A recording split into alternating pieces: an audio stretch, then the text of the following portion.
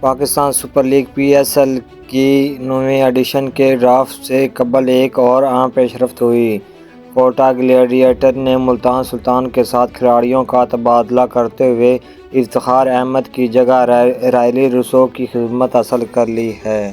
League کے اگلے edition کے ڈرافٹ سے قبل پہلے سلطان نے گلیڈیٹر کے ساتھ کھلاڑیوں کا ٹریڈ کی ہے، جس کے بدولت سلطان نے نہ صرف افتخار احمد کو اپنی ٹیم کا حصہ بنا لیا ہے بلکہ اس کے ساتھ ساتھ پلیٹنم اور سلور کیٹیگری کی پہلی پک بھی حاصل کر لی ہے۔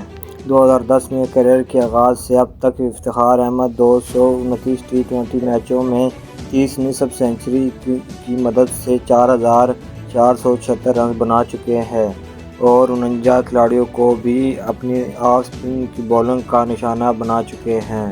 افتخار احمد نے اس حوالے سے اپنے بیان میں کہا کہ میں ملتان سلطان کی فرنچائز کا حصہ بننے پر بہت خوش ہوں۔ ملتان کے لوگوں کی نمائندگی کرنا اعزاز کی بات ہے کیونکہ کھیل کے لیے ان کا جوش اور خروش لانا ہے۔ انہوں نے کہا کہ ملتان سلطان ایک مضبوط ٹیم کے طور پر ابھر کر سامنے آئی ہے اور گزشتہ 3 سیزن کے دوران ان کا ریکارڈ اس کا منہ بولتا ثبوت ہے اور اب میرا مقصد اپنی ٹیم کو پی ایس ایل ٹرافی جتوانا ہے۔